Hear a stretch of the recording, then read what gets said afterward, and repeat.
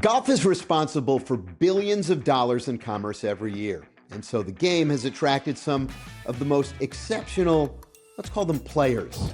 And eventually I realized I was underwriting the vision without taking the carry. So it made sense to pivot to PE for me, private equity. So, now I spend my time turning founder chaos into scalable infrastructure. You know what I mean? Yeah, totally, man. Soup to nut. Some who might never even sniff breaking par. But they're hard to turn away from. I'm a member at Old Collier Golf Club. It's one of the most exclusive golf clubs in the country. And I'm a substantial golfer myself. Wonderfully convenient that they've built a Ferrari dealership right next to it as well. So, yeah. Have you ever been to Sales on Fifth Ave, by the way? Today on The Big Swing, a man plugged in at finance's highest level with a unique perspective on the business of golf. So, it's kind of like if you know, you know. And it really does keep out the Nantucket crowd, which is preferable for me.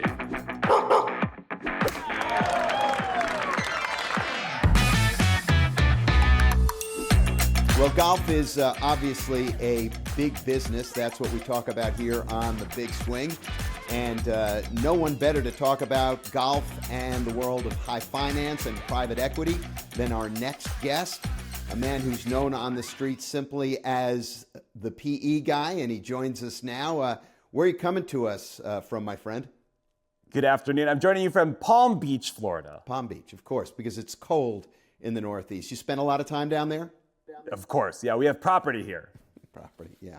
All right, let's jump into this. Golf is a $250 billion a year industry. Let's start with your experience with the game of golf. Oh, deeply entrenched in golf. Golf is a huge part of my life. So, I think of it as so much more than just a game. But I've been playing since I was 4 years old. So, private lessons, club fittings, a swing coach at age 6. And I've played some of the best courses in the world, probably all of them, honestly.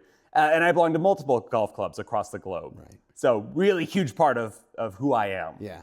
I'm just curious, how do you hop around and get to all these places? Oh, my Gulfstream. Gulfstream. 650? Oh, yes, of course. Yeah. Sorry, I thought that was implied. Yeah, I wasn't imagining you were a NetJets guy. No, I don't do shared assets. No. Yeah. Okay, so in your circles, tell me what you're hearing about the game's growth potential.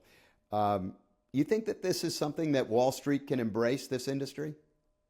Well, absolutely. And I'm hearing from the guy. I mean, I'm very familiar with Wall Street, obviously. So I think Wall Street already embraces golf. It's where most of the trust building happens, really. So what's really exciting is the monetization layer. So you got data, memberships, content, apparel, ecosystems, private access. I'm bullish on the future of golf. So yeah, it almost seems like you look at it as a commodity. Oh, absolutely. Yeah, I mean, think about it. So I went to Harvard and then HBS, Harvard Business. And so think about it this way. Tee times are a scarce resource, right? Scarcity creates pricing power. Pricing power creates returns, right? So at the high end, golf is basically crude oil with better branding. So you've got land constraints, legacy infrastructure, irrational demand, and emotional buyers. That's a textbook asset class. I have to say, I never really thought about it like that.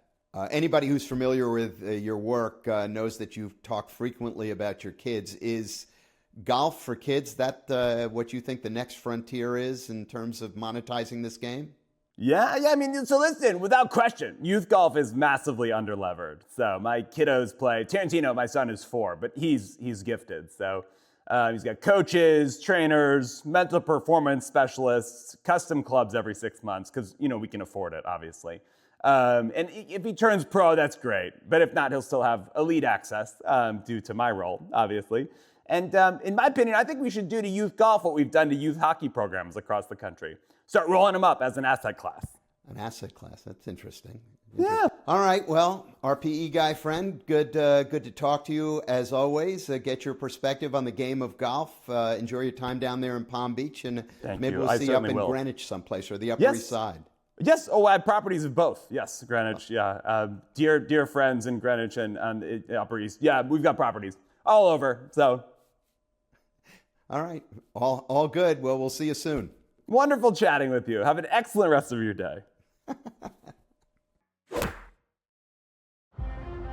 Comcast Business Advanced Networking and Security Solutions help turn businesses into logistics mastering, supply chain transforming, seamlessly restocking, frictionless paying, poke bowl ordering, cyber securing, mobile access granting, data managing. Welcome to the worlding modern businesses. Powering the engine of modern business, Comcast Business. Back in 1B once again with Mollie Cahillane. Happy to be here, Jimmy. Yeah. PE guy, what do you think?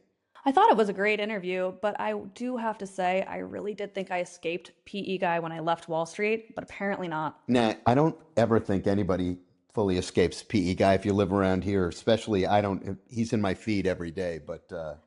And the vests are just a dead giveaway. Yeah.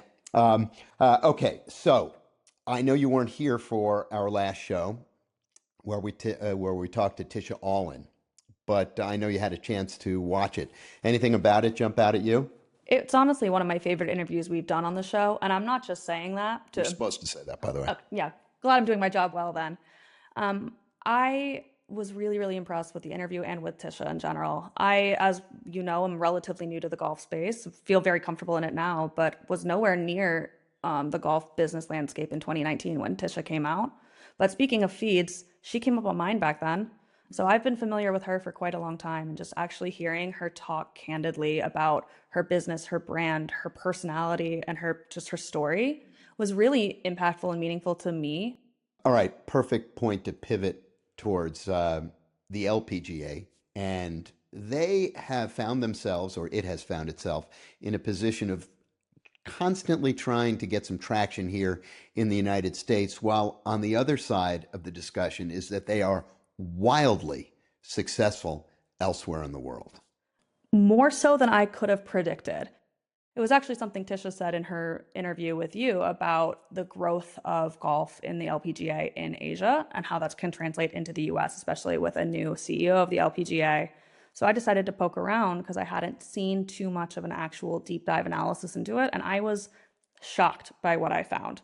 So we're in the middle of the Asia swing right now, and you're already seeing record-breaking purses this year. So whether that's HSBC not signing on for another additional 5 years in Singapore as the title sponsor. Blue Bay in China has now the highest purse it's ever had, 2.6 million. Mm-hmm. What the LPGA is seeing in Asia is with these higher sponsorship fees, because it does in general cost more to sign on as a sponsor in a Singapore, a Taiwan, a China than it does in the US. That can effectively subsidize the LPGA's $132 million purse, like total purse in the US as it continues to grow. One of the things that I found was really, really interesting was in a little bit of the poking around that I did, I saw that the ratings for PGA Tour events are dwarfed by the ratings for LPGA events. As you steal my mic drop, Jimmy, that's where I was about to head.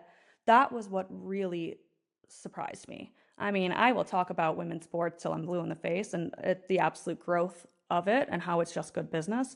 But this is data that I hadn't seen really heavily touted somewhere. And I think that it just says the argument for women's sports in general right there. So the Chevron in Asia, in Singapore and Japan, the Chevron Championship has higher viewership than the Masters. Wow. I think the general perception here is that the LPGA, we know it's popular in the Far East, but I don't know that any of us kind of understood the dimension of the popularity. In South Korea and Thailand, you're seeing triple the viewership for LPGA than you are for the PGA Tour. Right. So, but the paradox is that the LPGA needs to kind of get some domestic footing here. It can't just go away for a month, which it's doing right now, to the Far East and conduct events and then come back, because it kind of disappears from the radar.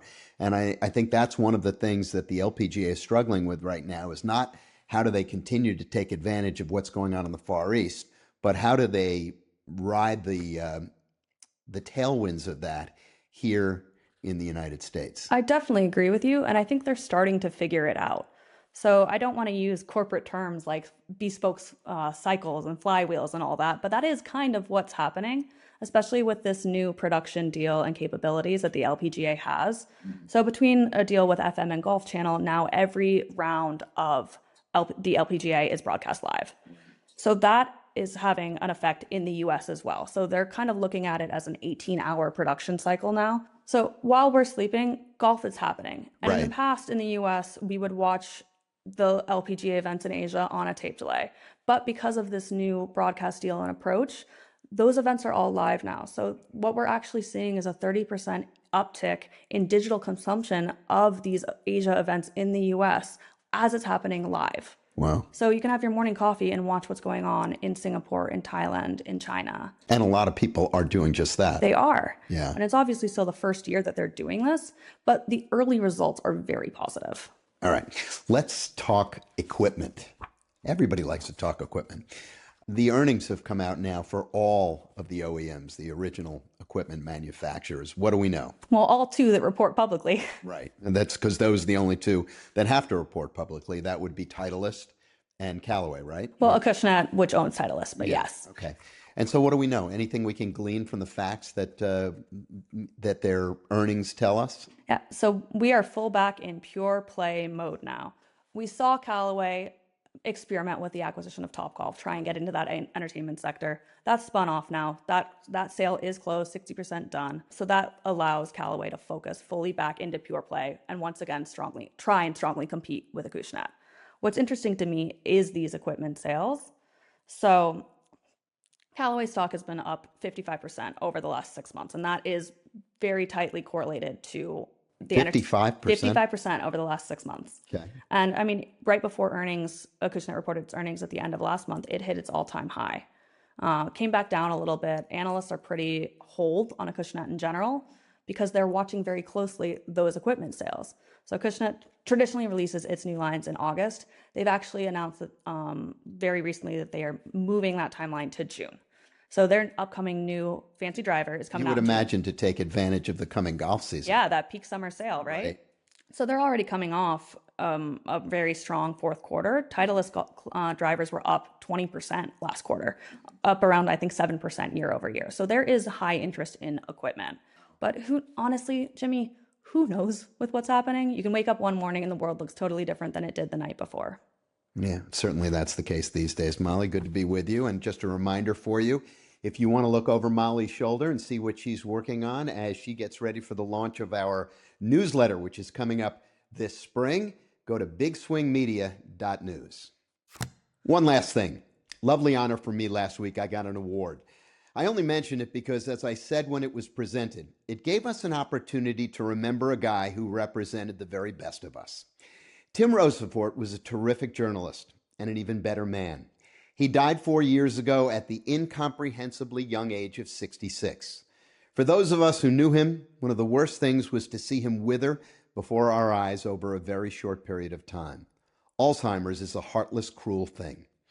Tim would have been in his element this week. Everybody from the world of golf is at the Players, and Rosie would have been everywhere, hoovering up every little crumb of information to share on the air or in pages. But here's the thing about Tim that made him so extraordinary. He was a good journalist, but a superior model for anyone and everyone. The two things I'll always remember about him were that he was a really hard worker and that he was also relentlessly kind. When I first started as a reporter covering golf, it was a pretty intimidating circle to break into. Tim made me feel welcome, both personally and professionally. It made a big impression. If you're extraordinary enough to have an award named in your honor, every time it's given out, I don't think we should spend too much time on the person it's being given to. I think we'd be better served celebrating the person who it's named for and all the reasons he or she was worthy. So this week, when Tim is just a memory, let's put that memory to work. To work hard is a worthy goal, but to be kind, that's something truly worth celebrating. That's it for us this week on The Big Swing. So glad you could join us. Remember, we're here every Tuesday on Golf Channel and Wednesdays on YouTube or wherever it is that you enjoy your podcasts. I'm Jimmy Roberts. Thanks so much for joining us. The Big Swing with Jimmy Roberts is a production of Big Swing Media. Fred Buescher, CEO, and Jimmy Roberts, COO.